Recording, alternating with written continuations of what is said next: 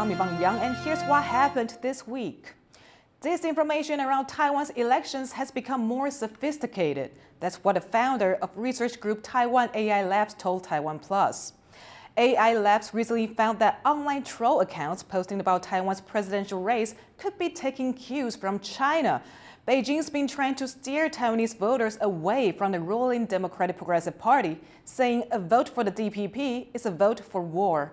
The party's presidential pick Lai Ching-te is seen by Beijing as a hardline Taiwanese independence supporter. To discuss whether outside attempts to influence Taiwan's elections are having any effect, our reporter Joyce Zhen spoke with Ethan Tu, the founder of Taiwan AI Labs. Foreign interference is common in Taiwan's elections, but with more digital tools now, what are the major differences you see in this cycle?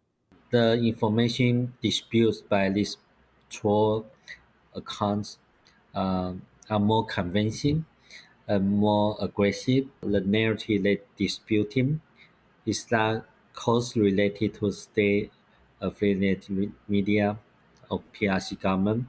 We see the scale is more sophisticated than year 2020. And some troll account group they are focused on attacking opinion leader. For example, if you have some opinion, they will in your comments and attack what you are saying, try to promote you. This year we see much more usage of the short video like TikTok and YouTube channels. Yeah. On that note of short videos, who would you say are the Taiwanese voters being targeted here? And I think the young generation, a lot of them use TikTok, YouTube, then they will see a lot of those videos being shown up in their cell phone. So I think they are targeting the young generation. Also, we see some video that is actually trying to influence like older people. They are using, for example, Line as a major communication tool. They are targeting the two major generations. Yeah. What is Taiwan doing to ensure that voters are not swayed by disinformation, and is it working? Cognitive warfare, Taiwan citizens is more used to this environment than other countries, which means we actually have more awareness. For the digital literacy, I would say we still need to educate people. There are a lot of troll accounts is influencing people in Taiwan. Of course, we worry, but we still feel positive. If we can keep educating people, we can train our people to be more resilient against this cognitive warfare. Yeah. That was Joyce Zhen speaking with Ethan Tu, the founder of Taiwan AI Labs. Taiwan's relations with China have long dominated the country's politics, but with one of the lowest wage rates in the world and soaring housing prices, the pressure's on for presidential candidates to tackle the rising cost of living. Once again, Joyce Zhen reports. Fresh college grad Chi Chi is making a stir-fry with shredded ginger, her own cost-cutting version of a traditional pork dish. She and her boyfriend are scraping by to rent an apartment in eastern Taiwan and start their adult lives together, a future that Chi Chi finds difficult to be hopeful about. 我会很害怕，我就算努力了，然后也没有一个好的成就或是赚大钱，所以如果我就宣告我躺下来，就不是我的问题。 Many young people across Taiwan share Chi Chi's concerns, as the country has some of the lowest wage levels among developed countries. The latest stats show people in Taiwan make an average of $1,880 a month, but with inflation factored in, it's more like $1,700. That's as the average mortgage rate has jumped almost 50% in the last decade, a huge gap compared to what people make. But this could change. Taiwan's about to elect a new head of state as President Tsai Ing-wen completes her maximum 2 four-year terms. With few diplomatic allies due to pressure from Beijing, which has threatened to take self-rule Taiwan by force, managing geopolitics has been a focal point of Tsai's 8 years in office, something her Democratic Progressive Party, or DPP, says has meant continued peace in the Taiwan Strait. But some analysts say the DPP may have fallen short of some voters' expectations on the home front.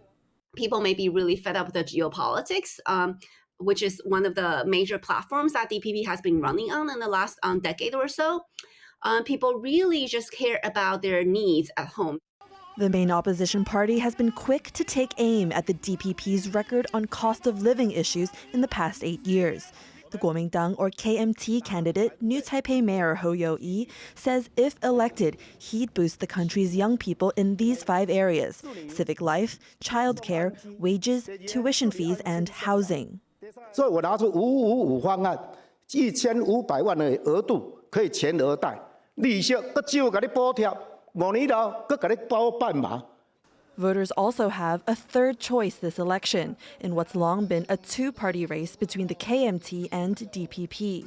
In his former role as Taipei mayor, the Taiwan People's Party's presidential pick Ko Wen-je worked to tackle property hoarding by taxing homeowners who held onto empty residences instead of renting them out.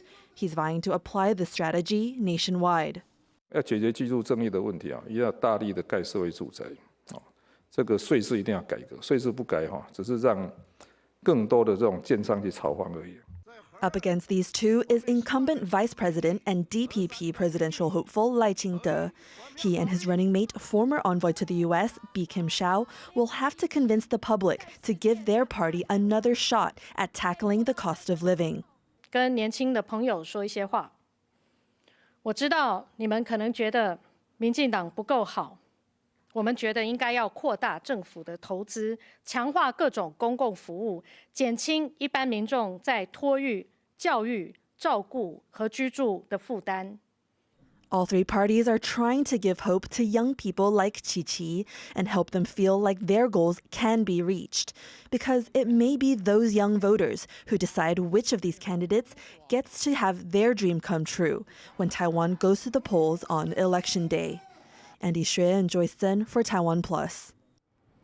Nuclear energy was in a spotlight at a televised forum for Taiwan's presidential candidates earlier this week. And as Salienson reports, the issue remains highly divisive ahead of January's election. A perfect day for fishing.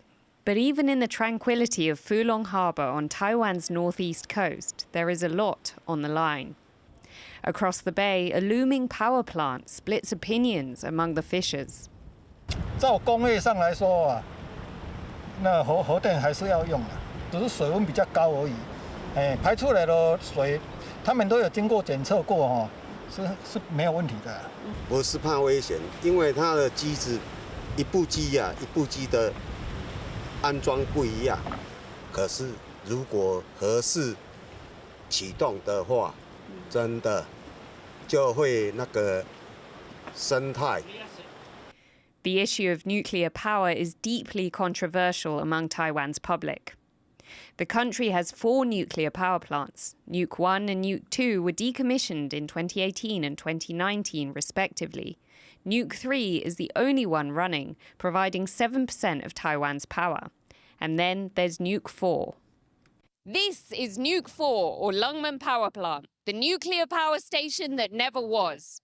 Construction began in the late 90s, but after delays and the Fukushima disaster in Japan, widespread protest halted its construction in 2015.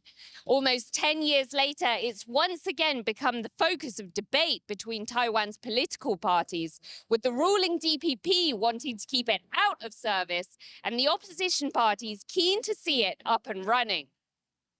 The ruling DPP was firmly anti-nuclear when it took the presidency in 2016, and to this day it remains committed to closing Nuke 3 and phasing out nuclear by 2025, a no-nuke homeland policy similar to Germany and South Korea. Hoping to win over a growing number of pro-nuclear voters, the opposition Kuomintang and Taiwan People's Party have suggested or said they would start up Nuke 4 if elected. Public opinion on nuclear power has been evenly split for a long time. In a 2021 referendum, slightly more people voted against starting Nuke 4 than those who voted in favor. 在台湾是一个多地震、不适合放核废料的一个国家的情况底下，我们不认为放核废料使用核电或者是发展核电是适合于台湾的。 This fear of earthquakes and a lack of nuclear waste storage options are among the chief reasons the DPP is sticking to its nuclear phase-out plan. But a growing number of young supporters of nuclear power say it is a clean and stable energy source that will reduce Taiwan's carbon emissions and air pollution and provide energy security. Experts say the issue is deeply politicized. I don't really feel like we're having a substantive debate on clean energy in Taiwan around nuclear. It feels like a wedge issue that the political parties are using to galvanize support, but it's not really like an academic discussion of, is this the right pathway for Taiwan?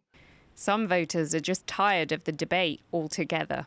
政党各方都有意见所以导致台湾的核电厂投入了太多的资源跟金钱，但一直都没有完成。Nuclear provides a relatively small amount of Taiwan's energy, but for the public, how parties tackle the nuclear issue may well be a big factor when they go to cast their vote. Howard Zhang, Devin Tai, and Sally Ensign for TaiwanPlus. Another firefighter has died in the line of duty in Taiwan, the latest in a series of deaths this year. Frustrated by government inaction, firefighters are calling for justice. Tiffany Wong reports. Smoke billowing out of an illegal dormitory in the industrial city of Hsinchu in northern Taiwan. Responding to the call, firefighters managed to put out the blaze, but lost one of their own. 29-year-old Brigade Captain You Shanghua had rescued 4 people from the fire before re-entering the building to check for others.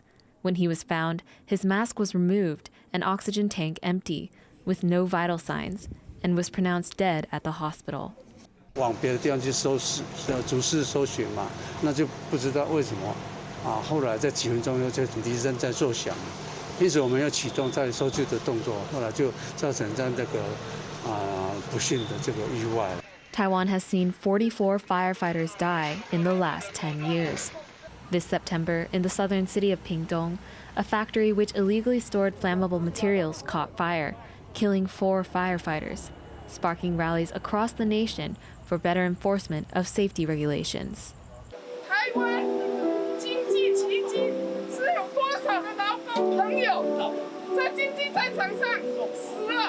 Firefighters held a heartfelt vigil for those 4 fallen comrades and called on the government to do more to protect them, as civil servants risking their lives for others.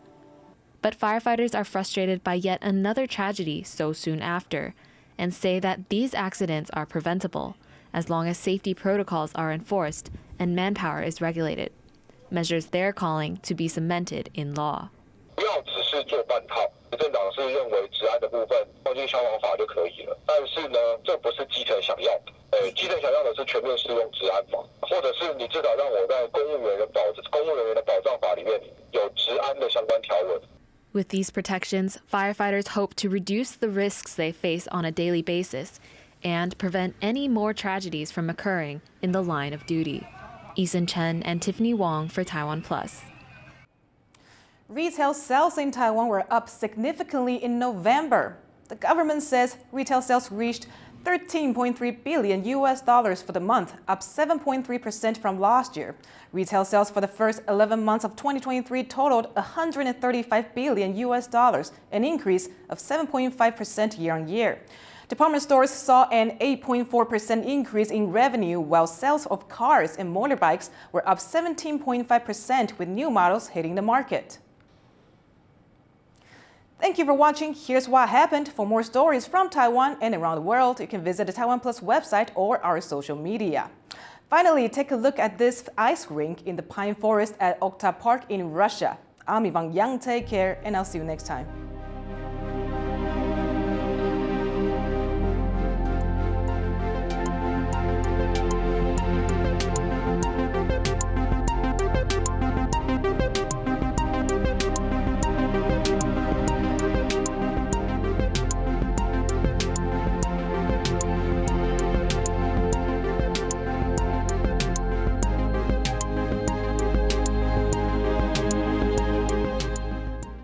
For more stories from Taiwan and around the world, download the TaiwanPlus app.